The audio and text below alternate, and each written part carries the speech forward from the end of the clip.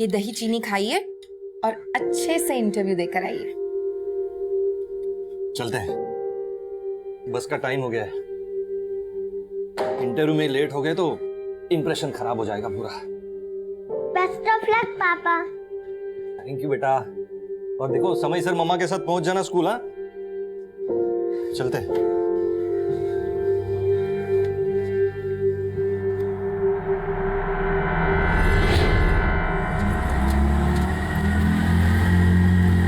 बस बस बस दादा।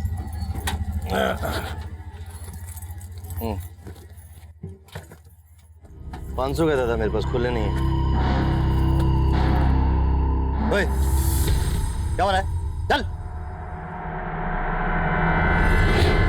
अरे आप लोग आ गए?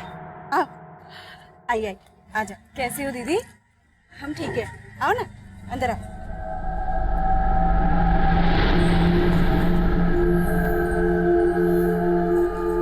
अरे हर्षु ऐसे टुकुर टुकुर क्या देख रहा है? आ इधर, देख कौन आया है। आ ना, नमस्ते कर। ये तेरी मौसी है।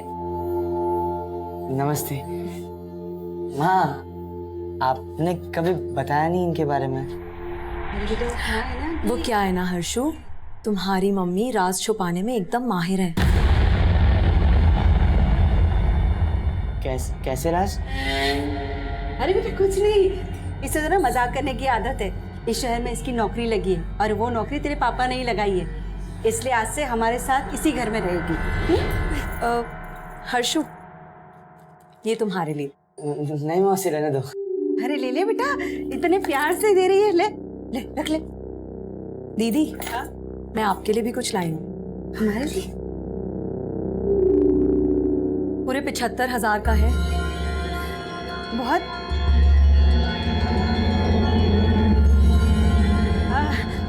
तुम ना फ्रेश हो जाओ ना, चलो मैं तुम्हें बाथरूम ले चलती हूँ। आओ।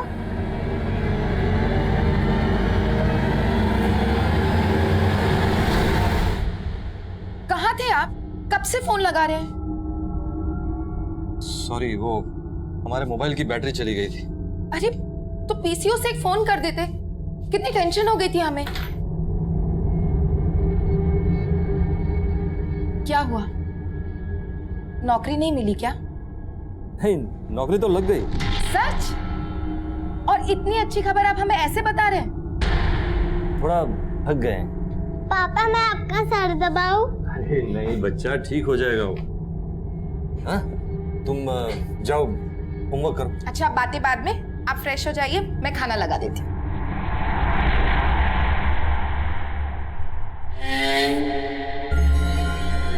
क्या बात है हर्षु, बड़ी जोर शोर से पढ़ाई हो रही है। ओह, तुम्हारे इस बार 10th के बोर्ड्स है ना? तो क्या सोचा है फिर, क्या लेना है, साइंस की कॉमर्स? आर्ट्स। आर्ट्स? हाँ। तुम ना बिल्कुल मेरी तरह हो, मैंने भी आर्ट्स ही लिया था पता है। तो फिर तो आप मुझे ट्यूशंस भी दे सकती है ना? चलो ये ट्यूशन व्यूशन की बातें कल कर लेना, अब सोने का समय हो गया है। चलो ठीक है माँ, अब आप और मासी ऊपर सो जाइए, मैं पापा का बिस्तर यहाँ लगा दूंगा। अब नहीं बेटा, वो क्या है ना कि तू रात भर पढ़ाई करेगा तो तेरे पापा को डिस्टर्ब होगा ना। हाँ तो हम तीनों एक ही कमरे में सो जाते हैं ना। मैं और तेरी मासी बेड पर सो जाएंगे और तेरे पापा नीचे चटाई बिछा के सोएंगे। जी क्यों, ठीक है ना? हाँ ठीक है, अब तो पढ़ाई कर। चल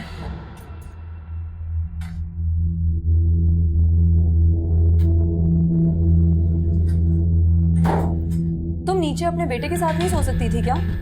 कबाब में हड्डी बनना जरूरी है? नहीं, कोई कबाब में हड्डी नहीं बनूंगी, मैं यहाँ नीचे चटाई बिछा के सो जाऊंगी ना। फिक्र मत कर। नीलिमा तुम्हें नीचे चटाई चुभेगी, रुको मैं चादर ला दूं। ये बिछा लो। लाओ मैं कर लूंगी। लो लो उधर जाओ। वाह प्रमोद, तुम तो बड़े केयरिंग हो, लेकिन अब तुम्हारी देखभाल की जरूरत मुझे है।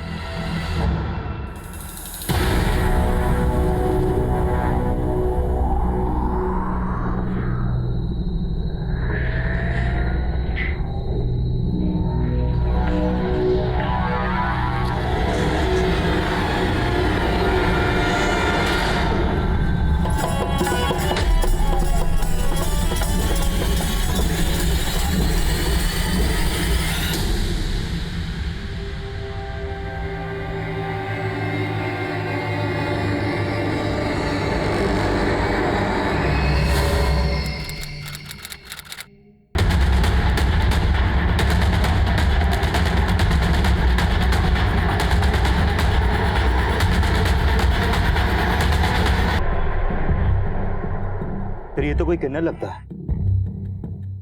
काफी ब्रूटल मर्डर, मल्टीपल स्टैबिंग हुई। आसपास की किन्नर कम्युनिटी में पता करो, और अगर कोई मिसिंग कंप्लेंट है तो उसे स्कैन करो। Okay sir.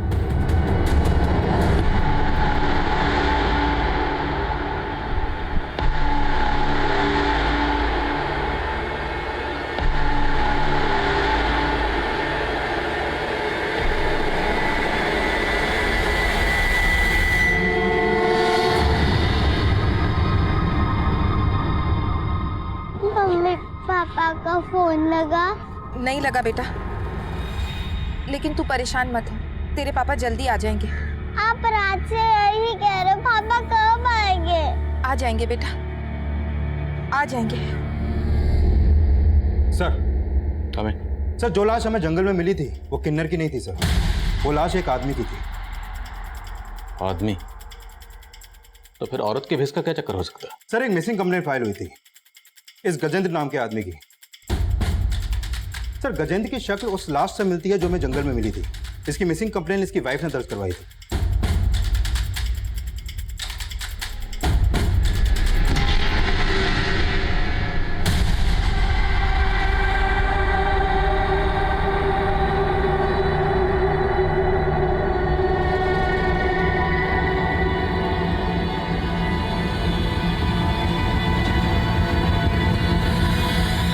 ये क्या बोल रहे साहब?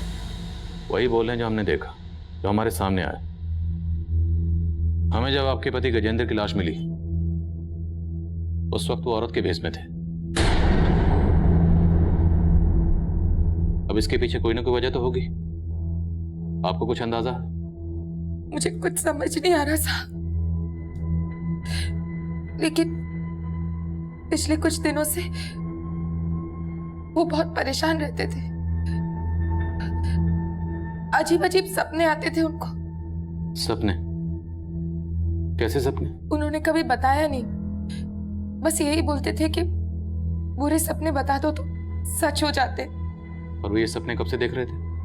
पिछले 3 महीनों से साहब, जब से उनकी बहन पूजा उन्हें छोड़कर चली गई। बहन क्यों छोड़ के गई?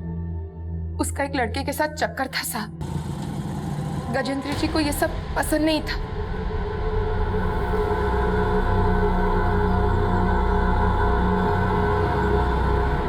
पूजा, हमने कहा था ना तुझे उस लड़के से दूर रहने के लिए। ठीक नहीं है वो लड़का। अच्छे बुरे की पहचान है मुझे, और प्लीज अब आप मेरी लाइफ में इंटरफेयर मत किया कीजिए। क्यों ना करें? देख पूजा, अपनी जिंदगी बर्बाद नहीं करने देंगे तुझे हम। आइंदा अगर उस लड़के से मिली ना तो देख लेना तू। शादी करने वाली हूँ मैं भैया उससे, आप तो करवाएंगे नहीं, इसलिए बेहतर होगा कि आप मुझे मेरा हिस्सा दे दीजिए। वो तो पूजा को समझाना चाहते थे, लेकिन पूजा 3 महीने पहले हमारी सारी जमा पूंजी, गहने सब चोरी करके भाग गई उस लड़के के साथ। वो लड़का कौन था जिसके साथ वो भागी? उस लड़के को मैं नहीं जानती साहब, लेकिन मुझे शक है पूजा ने ही मारा है गजेंद्र जी को, ताकि उनके घर पे भी अपना हक जमा सके। आप पता कीजिए उसका साहब। वो तो हम पता करेंगे, हमारा काम है। आपने गजेंद्र जी को आखिरी बार कब देखा था? कल सुबह ऑफिस के लिए निकले थे। कहाँ काम करते थे? विंश्योर कंपनी में सेल्स एग्जीक्यूटिव थे। सर गजेंद्र की बीवी ने गजेंद्र की बहन पर शक जताया, लेकिन गजेंद्र की लाश औरत के भेस में मिलने की कहानी को समझ में नहीं आ रही। गजेंद्र की बीवी ने बताया कि उस दिन ये ऑफिस गया और रात को घर पर नहीं आया। हो सकता है ऑफिस में कुछ हुआ हो, किसी ने ह्यूमिलेट किया। ऑफिस में पता कर। और गजेंद्र की बहन पूजा, उसके कॉल रिकॉर्ड्स निकलो, शायद उससे कुछ पता चले कि गजेंद्र की बहन पूजा इस वक्त कहाँ हो सकती है। Okay sir.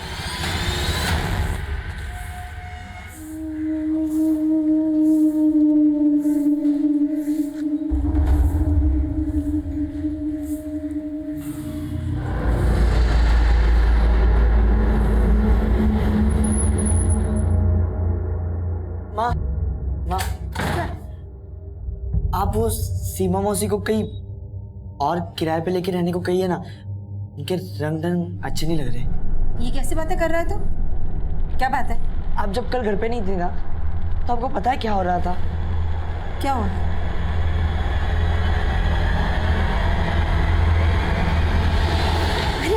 ये सब क्या सोच रहा है बेटा? हाँ, अरे जीजा साली है, जीजा साली में ऐसी मस्ती होती रहती है। और तू क्या कर रहा है? पढ़ाई छोड़ के इन सब में ध्यान दे रहा है। सिर्फ पढ़ाई पे ध्यान दे, समझा मेरी बात?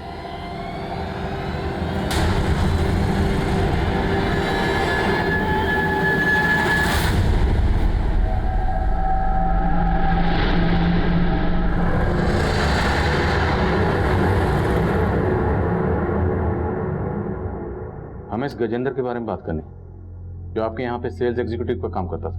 नहीं सर, ये हमारे यहाँ प्यून था। क्या? यस सर, गजेंद्र यहाँ प्यून था।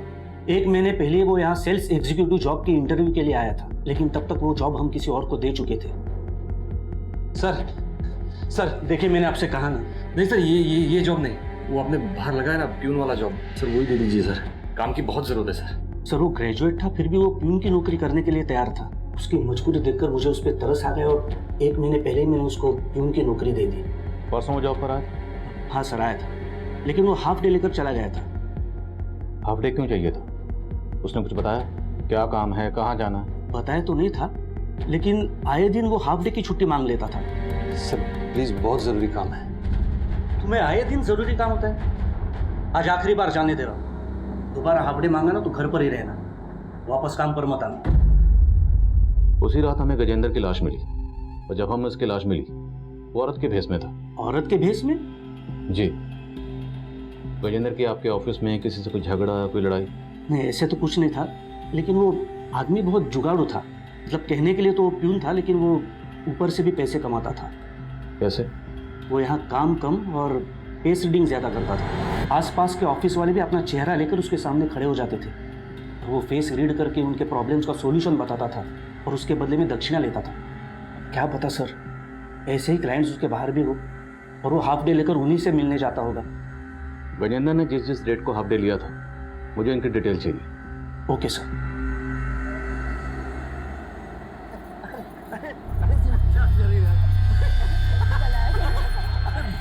अरे तकलीफ हो रही है यार। अरे मजाक कर रही है यार। अरे तकलीफ हो रही है यार। क्यों? तुम्हें तुम्हारी बीवी के सामने अपनी गर्लफ्रेंड के साथ रोमांस करना अच्छा नहीं लग रहा है क्या? बोलो बोलो ना।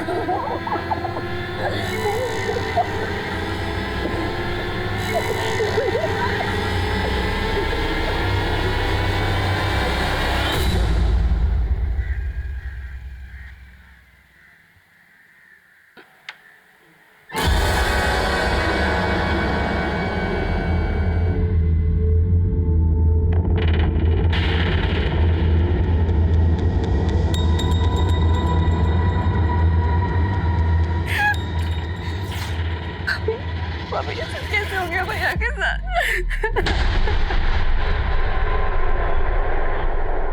तू क्या कर रही है यहाँ? चल बाहर निकल, तू बाहर निकल। भाभी आप ये क्या कर रही है? अपने भाई को मार डाला, अब यहाँ नौटंकी करने आ गई। अब क्या मुझे और इंदु को भी मारना चाहती है तू? भाभी आप गलत समझ रही हैं। मुझे भैया के बारे में पता चला, आपसे मिलने आ गई। मैं गलत समझ रही हूँ? रुक जा, बताती हूँ तुझे। अभी क्या कर रही है आप? ये मेरे पति के हत्यारे। बुला पुलिस को, बुला पुलिस को। चलो यहाँ से। सर मैंने गजेंद्र की बहन पूजा के कॉल रिकॉर्ड चेक किए। सर 3 महीने पहले जब पूजा का फोन बंद हुआ तो पूजा के फोन से एक दीपक नाम के लड़के को बार बार कॉल हो रहे थे। सर ये है वो दीपक। हो सकता है लड़का दीपक वही हो जिसके साथ गजेंद्र की बहन पूजा ने भागकर शादी की थी। लेकिन सर गजेंद्र के कॉल रिकॉर्ड में दीपक के ही नाम से रजिस्टर्ड एक और नंबर मिला है, जिससे गजेंद्र को पिछले 3 महीने से लगातार कॉल हो रहे थे। और मैंने चेक किया कि गजेंद्र का फोन ऑफिस के बाद अक्सर निगमपुर में एक्टिव रहता था, और जिन दिनों गजेंद्र ने ऑफिस से हाफ डे लिया था तब भी उसका फोन निगमपुर में ही ट्रेवल कर रहा था। और सर जिस रात गजेंद्र की हत्या हुई तब भी और ये दीपक, इसका नंबर भी निगमपुर में रजिस्टर्ड है? नहीं सर, दीपक का नंबर ज्योति नगर के एड्रेस पर रजिस्टर्ड है। सर गजेंद्र की बहन अभी भी अपने पति के साथ गजेंद्र के घर आई है, और सर गजेंद्र की बीवी का उसके साथ काफी झगड़ा हुआ।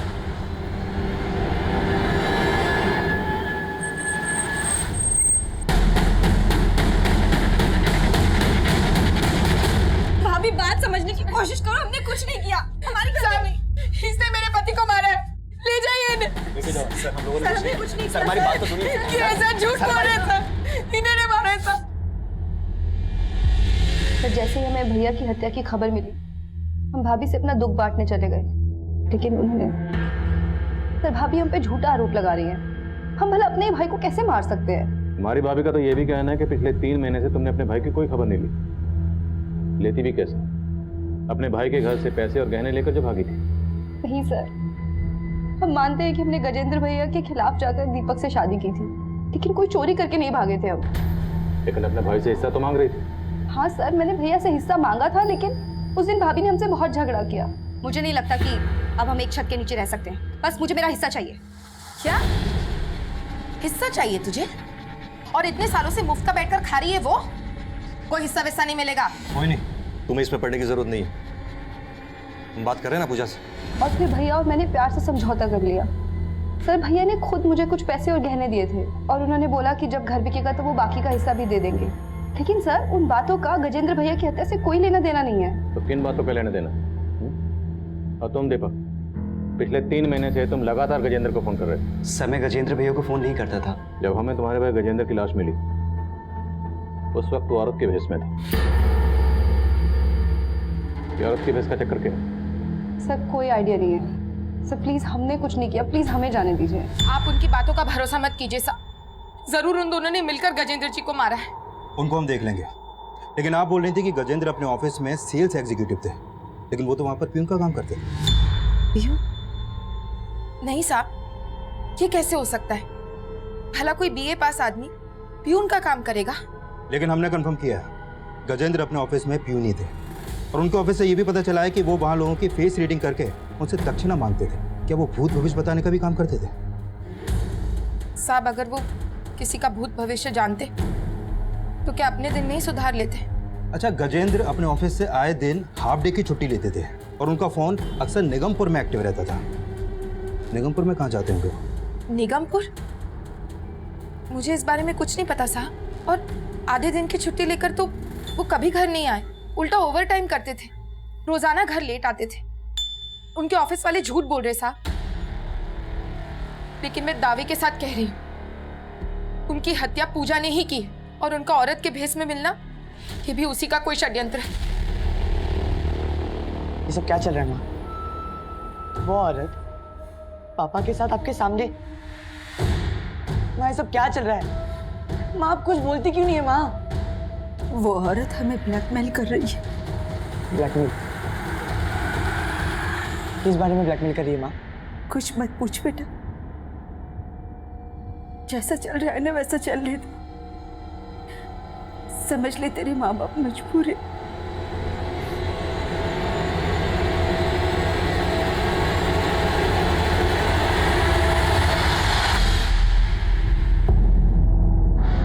क्या हो रहा है? हाँ? ज्यादा गर्मी आ रही है? हाँ? रुक। I'm sorry. आओ। पता करो कि गजेंद्र निगमपुर में कहाँ जाता था। गजेंद्र से जुड़ी हर छोटी बड़ी बात पता करो। हमारे लिए जाना जरूरी है कि जिस दिन गजेंद्र का कत्ल हुआ उस दिन गजेंद्र औरत के भेष में क्यों था। सर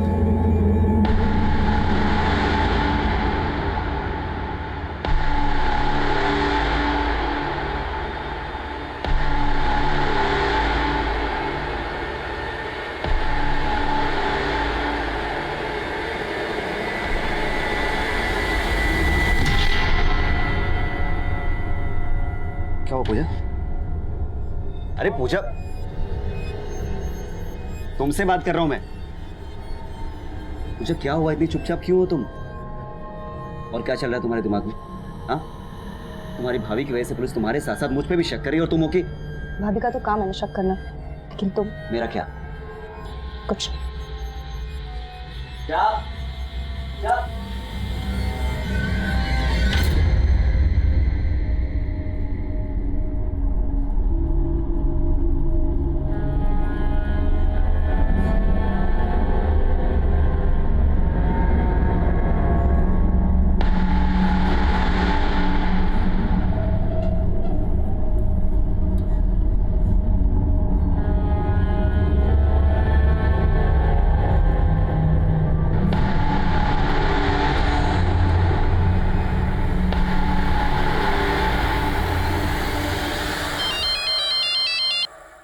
हेलो, मोहिनी जी कैसी हैं आप?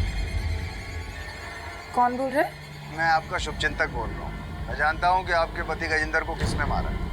कौन बोल रहे हो तुम? अरे ये जान के क्या करेंगी, लेकिन आप इस गलतफहमी में मत रहिएगा कि आपके पति गजेंद्र को उसकी बहन पूजा ने मारा। दरअसल उसे किसी और ने मारा। किसने? ये जानने के लिए तो आपको मुझे 3 लाख रुपए देना पड़ेगा। गजेंद्र के कातिल का पता बताने के लिए किसी ने आपसे 3 लाख रुपए मांगे? हाँ साहब, मुझे तो लगता है ये पूजा की कोई चाल है। लेकिन जिसने आपको कॉल किया वो कौन हो सकता है? पता नहीं साहब। जिस नंबर से आपको कॉल आया वो नंबर दीजिए। हाँ वर्मा।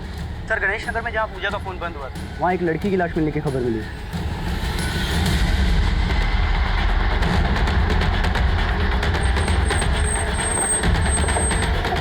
जैन सर, सर लाश के पास से ये पूजा शर्मा नाम की आईडी मिली।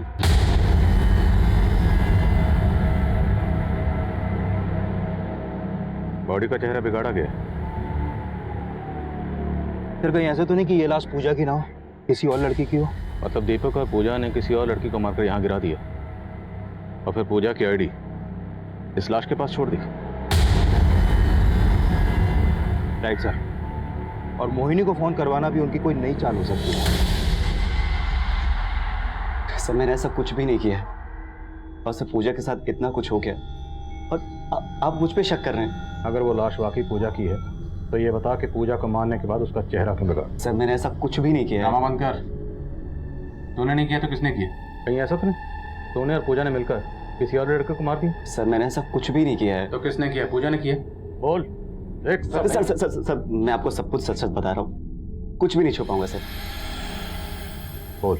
सर ये सच है कि पूजा ने मेरे साथ भाग के शादी की थी और वो पैसे और गहने लेकर आई थी और वो सब कुछ घर से चोरी करके लाई थी। आप पूजा ये इतने सारे पैसे और गहने कहाँ से लाई तुम? ये गहने मेरे भाभी के हैं और ये पैसे मेरे भैया के। उन्होंने तो मुझे मेरा हिस्सा देने से साफ मना कर दिया था ना, तो बस मैं चोरी करके ले आई। चोरी? हाँ। और अभी तो ये शुरुआत है, अभी भैया को मुझे मेरा हिस्सा भी देना पड़ेगा। सर उसके भैया भाभी के लिए पूजा के दिल में जहर भरा था। वो गजेंद्र भैया से पैसे निकलवाने के लिए उन्हें फोन करके ब्लैकमेल करती थी।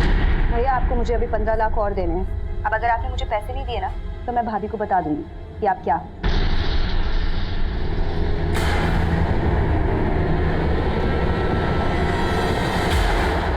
ऐसा क्या था जिसकी वजह से पूजा अपने भाई गजेंद्र को ब्लैकमेल कर रही थी? सर वो तो मुझे नहीं मालूम है। वो गहने और पैसे तेरे पास ही है ना? मेरे पास कुछ भी नहीं है और पूजा जो कुछ भी लेकर आई थी सब कुछ घर पे ही रखा है। सर मुझे तो ऐसा लग रहा है कि भाई बहन से किसी ने एक एक करके दुश्मनी निकाली है।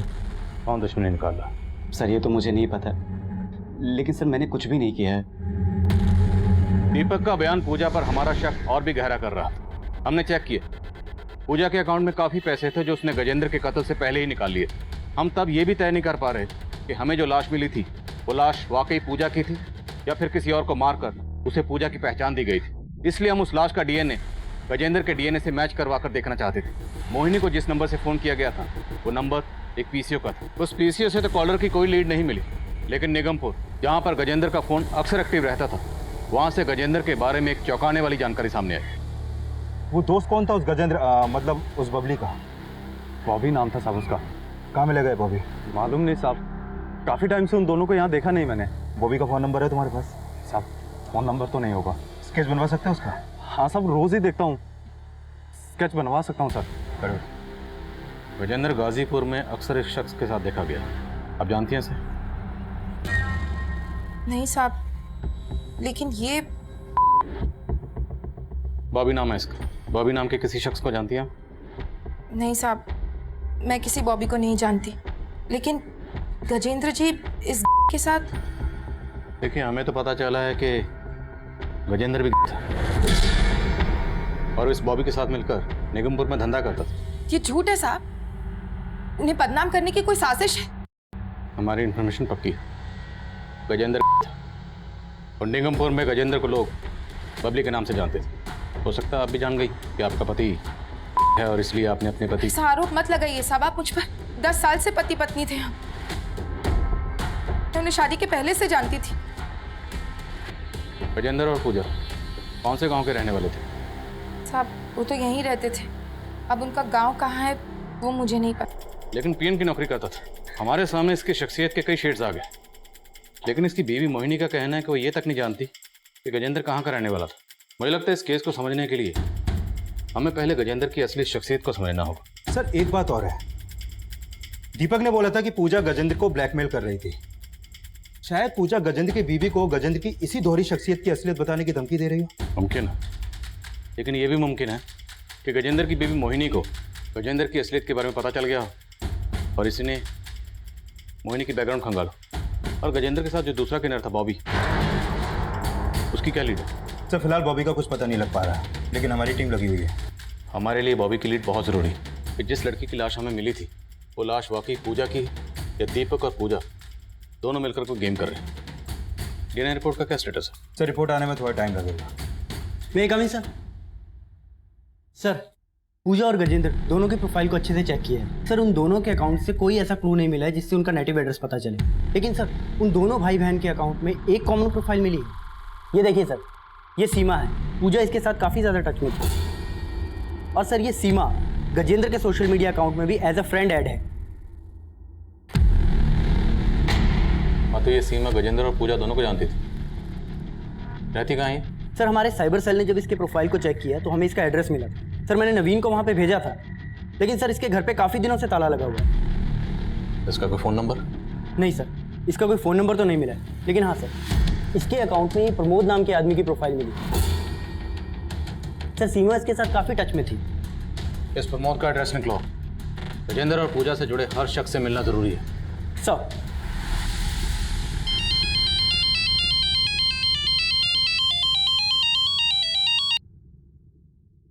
हेलो। कैसी हो मोहिनी जी? मेरे 3 लाख रुपए का इंतजाम कर दिया आपने? 3 लाख? अरे मैंने आपको बोला था ना कि आप मुझे 3 लाख रुपए देंगी तो मैं आपको बताऊंगा कि आपके पति को किसने मारा है। पर तुम हो कौन?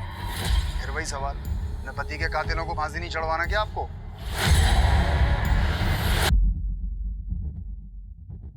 सर अभी अभी गजेंद्र की बीवी मोहिनी को एक कॉल आया था। उसका फ़ोन हमारे सर्विलेंस पे था, इसलिए उनके बीच में जो भी बातें हुई हमने रिकॉर्ड कर लिया। चलो। ये मोहिनी जी, हमें मालूम है आपको अभी फ़ोन आया था। मुझे भी कुछ समझ में नहीं आ रहा, वो कौन आदमी है जो बार बार फ़ोन करके ये सब बोल रहा है? मोहिनी जी, ये जो कोई भी है आपकी जान पहचान का ही है। हमें जानने वाला? जी। आपको आइडिया है ये कौन हो सकता है? नहीं साहब। कोई बात नहीं, हम पता लगा रहे हैं। सर जिस नंबर से अभी मोहिनी को कॉल आया है वो नंबर एक दूसरे पीसीओ का था। अपने कांस्टेबल को भेजा है वहाँ पर। लगता तो नहीं उस पीसी से कोई लीड मिलेगी, क्योंकि ये जो भी है बहुत शातिर है। हर चाल बहुत सोच समझ के चल रहा है। ये सब गजेंद्र की बीवी मोहिनी की तो कोई चाल नहीं है। देखने में तो सीधी साधी लगती है, बट यू नेवर नो। हो सकता है ये सारे कॉल्स वो खुद ही किसी से करवा रही है ताकि हमें उस पर शक ना हो। देखते हैं। सर सीमा जिस प्रमोद नाम के आदमी के साथ टच में थी, उसका हमने सोशल मीडिया अकाउंट से एड्रेस निकाल लिया। गुड।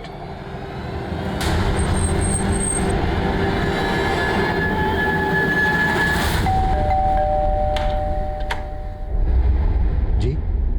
ये दरअसल एक केस के सिलसिले में हम सीमा से बात करना चाहते थे और हमें पता चला कि वो आपकी दोस्त है। तो क्या आप बता सकते हैं कि सीमा आजकल कहाँ? जी वो मुकुंदपुरा में रहती है सर। वो हमने चेक किया, काफ़ी दिनों से उसके घर पर ताला लगा हुआ है। आपके पास उसका नंबर तो होगा? जी।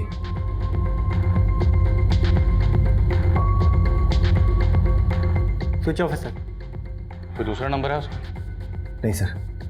आपको कुछ आइडिया है आजकल कहाँ हो सकती है? नहीं सर, कोई आइडिया नहीं। ये गजेंद्र है और ये पूजा, इन दोनों का मर्डर हुआ और सीमा सोशल मीडिया के जरिए इन दोनों के टच में थी। आप जानते हैं? नहीं सर, मैं इन दोनों को नहीं जानता। Thank you. आई थिंक ये जरूर कुछ छुपा रहा है। आस पड़ोस में इसके बारे में सब कुछ पता करो। Okay sir. हाँ शर्मा बोलो। सर गजेंद्र के घर की रजिस्ट्री पेपर से उसके गांव का पता चला है। तो सहारनपुर के उनिया गांव का रहने वाला है। तुरंत वहाँ जाओ, गजेंद्र और पूजा के बारे में सब कुछ पता करो। Okay sir.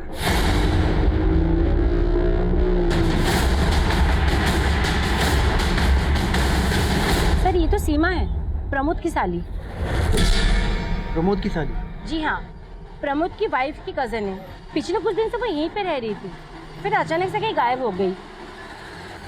हाँ सर, सीमा यहीं रहती थी सर, लेकिन सर हमें नहीं पता वो कहाँ रहती। कोई बात नहीं, अब हमें सब कुछ पता है। हमें पता है कि तेरा और सीमा का रिश्ता क्या था। अब आगे की कहानी यहीं बोलेगा या थाने लेके जाऊँ? क्या करा? Sir sir sir sir sir बताता हूँ सर।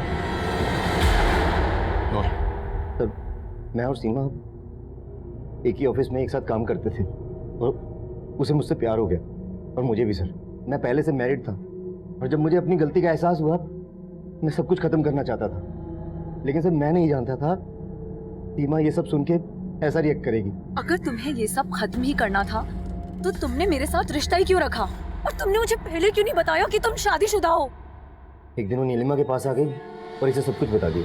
प्रमोद, तुमने मुझे धोखा दिया, मुझे। मैं छोड़ूंगी नहीं तुमको। अब देखो मैं क्या करती हूँ तुम्हारे साथ। छोड़ो। बस करो नीलिमा, ये मेरे नजदीक इसलिए आया क्योंकि तुम कभी इसे अपना बना ही नहीं पाई। सीमा जानती थी कि नीलिमा थोड़ी लालची है और इसने एक दिन सीमा से मिलके मेरा सौदा कर लिया सर। देखो, अगर तुम प्रमोद को छोड़ना नहीं चाहती हो तो ठीक है, लेकिन मुझे यहाँ रहने की जगह देनी होगी। उसके बदले में मैं तुम्हें आज ही 2 लाख दूंगी और हर महीने 20,000 दूंगी। मुझे मंजूर है। सर मैं मजबूर था, अगर ना करता तो ये दोनों मिलके मुझे अंदर करवा देती। दूध के धुले मत बनो, सारी मुसीबत की जड़ तुम ही हो। तुम चुप करो, सारे तुम्हारे लालच। एक मिनट, पहले ये बताओ सीमा कहाँ? सीमा चाहती थी कि हर्षु हमारे साथ ना रहे, तो बस। मैं हर्षु के साथ इस घर में नहीं रह सकती हूँ, निकालो उसको यहाँ से। कैसे बातें कर रही हो? मैं अपने बेटे को घर से बाहर निकालूंगी? होश में तो हो तुम? तुम्हें अपने बेटे के साथ इस घर में अगर रहना है तो रहो। मैं प्रमोद को लेके यहाँ से जा रही हूँ। चलो प्रमोद। ऐसे कैसे लेके जाओगी? पति है मेरे वो। कीमत दी है मैंने तुम्हें इसकी, इसीलिए मेरे। बस सीमा, बहुत हो गया, अब और नहीं। भगवान के लिए मुझे बख्श दो, मैं कहीं नहीं जाने वाला। तुमने अपनी बीवी के सामने मेरी इंसल्ट की। हाँ की। देखना तुम सबका मैं क्या हाल करती हूँ। पर उस दिन वो चली गई, उस दिन के बाद से हमने उसे कभी नहीं देखा। कैसे देखते? तुमने उसको गायब जो कर दी। बोलो सीमा कहाँ? सर ऐसा कुछ नहीं हुआ था सर। तो कैसा हुआ था? गजेंद्र और पूजा को भी जानते थे ना तुम? नहीं सर, हम उन दोनों को नहीं जानते सर, और नहीं हमें पता है कि उस दिन के बाद से सीमा कहाँ चली गई सर। मेरा विश्वास कीजिए सर।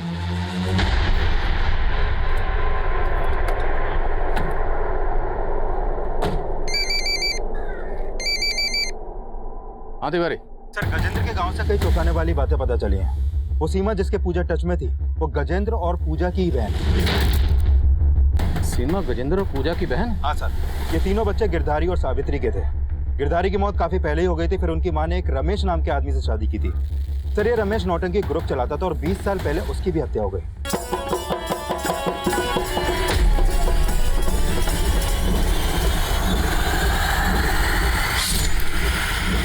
सर ये रमेश गजेंद्र, सीमा और पूजा का सौतेला बाप। लेकिन सर रमेश की पहले से एक बीवी और एक बेटा था। जब रमेश ने गजेंद्र, सीमा और पूजा की मां सावित्री से शादी की तो रमेश के सगे बेटे धनंजय ने रमेश की हत्या कर दी। सर उस समय धनंजय की उम्र सिर्फ 12 साल की थी, इसलिए उसे 3 साल के लिए बाल सुधार गृह भेज दिया गया। और रमेश की हत्या के बाद गजेंद्र, सीमा और पूजा की मां सावित्री अपने परिवार को लेकर शहर आ गई। तिवारी, गजेंद्र की बीवी मोहिनी, ये 10 साल से गजेंद्र को जानती थी। मोहिनी ने हमें कभी नहीं बताया कि गजेंद्र की पूजा के अलावा भी कोई बहन थी, सीमा नाम की। सर कहीं ऐसा तो नहीं कि सीमा का गजेंद्र और पूजा से कोई झगड़ा हो गया हो इसलिए वो उनसे अलग हो गई, या फिर सीमा इसलिए गायब हो गई क्योंकि गजेंद्र और पूजा के मर्डर में सीमा का ही हाथ है? इस सीमा के बारे में हमें प्रमोद और उसकी बीवी ने जो बताया उससे तो यही लगता है कि सीमा का कैरेक्टर सही नहीं था। जिसने एक शादीशुदा और बच्चे के बाप के साथ अपना चक्कर चलाया।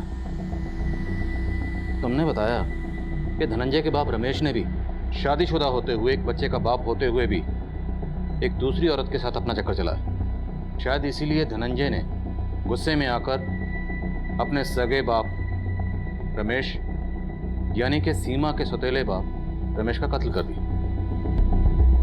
तिवारी, लगता है इन दोनों कहानियों का आपस में कोई ना कोई कनेक्शन जरूर है। तो धनंजय कहाँ मिलेगा?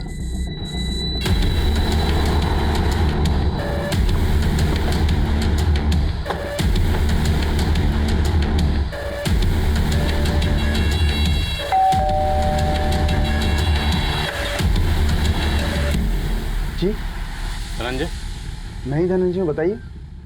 सर, मेरी माँ को मेरे बाप ने धोखा दिया था और मैं उस समय बर्दाश्त नहीं कर पाया था। तो बाप का गुस्सा अब तक तुम्हारे... सर, जो मैंने किया था उसकी सजा मैं पा चुका। मुझे नहीं पता कि अब वो लोग कहाँ रहते हैं, और उनकी माँ ठीक औरत नहीं थी।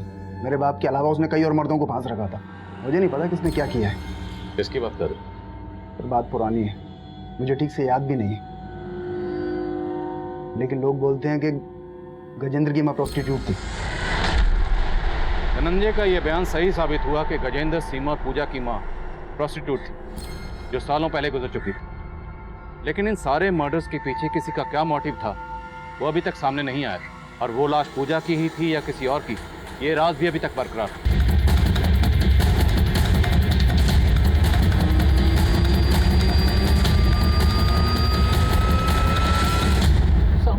साहब, मैं उसको कैसे मार सकता हूँ? बबली मेरा अच्छा दोस्त था साहब। तो दोस्त के मर्डर के बाद भागा क्यों था? साहब, उसके मर्डर के बारे में सुनने के बाद मैं डर गया था। मुझे लगा कि आप लोग मेरे ऊपर ही शक करोगे, क्योंकि वो मेरे जैसा नहीं था, फिर भी मेरा धंधा करता था सर। कहना क्या चाहता है? साफ साफ बोल। साहब, मैं जानता हूँ कि वो बबली नहीं था, वो गजेंद्र था। बहुत बुरा हुआ उसके साथ। उसकी माँ धंधा करती थी, लेकिन वो नहीं चाहती थी कि उसके बच्चे भी उसकी तरह बने। लेकिन किस्मत तो देखो, अपनी बहनों को पालने के लिए गजेंद्र को भी वही काम करना पड़ा जो वो कभी नहीं करना चाहता। लेकिन एक दिन उसकी बड़ी बहन को मालूम पड़ा तो वो गजेंद्र को छोड़ के चली गई। और फिर उसकी ज़िंदगी में मोहिनी भाभी आई। भाभी को मिला तो नहीं, लेकिन गजेंद्र हमेशा बात करता था भाभी के बारे में। आज तक मैं मोहिनी को ये सब नहीं बता पाया कि, लेकिन अब मैं ये सब छोड़कर कोई अच्छी सी नौकरी ढूंढ लूंगा। अब गजेंद्र ने काफ़ी साल पहले ये धंधा छोड़ दिया था, लेकिन 3 महीने पहले उसकी छोटी बहन ने भी उसको धोखा दे दिया और उसको ब्लैकमेल करने लगी कि अगर उसने पैसा नहीं दिया तो मोहिनी भाभी को उसकी असलियत के बारे में बता देगी। गजेंद्र को आखिरी बार 16 मार्च को तुम्हारे साथ देखा गया और 16 मार्च की रात को इसका मर्डर हुआ। मर्डर तूने नहीं किया तो किसने किया?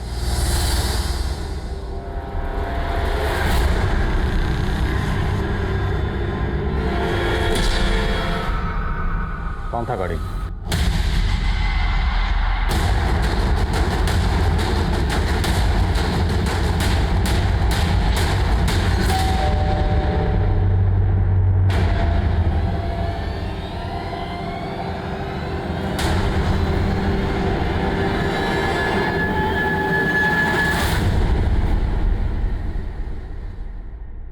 दीपक, तुमने क्या सोचा? तुम हमें नहीं बताओगे तो हमें पता नहीं चलेगा कि धनंजय तुम्हारा मौसेरा भाई। और तुम धनंजय, 20 साल पहले तुमने अपने बाप का कत्ल किया। हाँ सर, 20 साल से मैं उस आग में जल रहा था। मेरा बाप ही मेरा दुश्मन नहीं था, गजेंद्र की माँ और उसका सारा खानदान मेरा दुश्मन था। मुझे उन सब से बदला लेना था। सर, मैंने पूजा को उसके भाई के खिलाफ इतना बरगलाया कि वो अपने घर से पैसे और जेवर चोरी करके मेरे साथ रहने आ गई। फिर हमने पूजा के जरिए उससे बहुत सारा पैसा वसूला और उसके बाद हमने गजेंद्र को मारने की प्लानिंग की। और सर, हम उसका पीछा करते हुए निगमपुर गए। अबे देख क्या रहा है? अंदर बैठ, गाड़ी में बात करनी है तुझसे। हमने उसे सुनसान जगह जाके उसकी हत्या कर दी।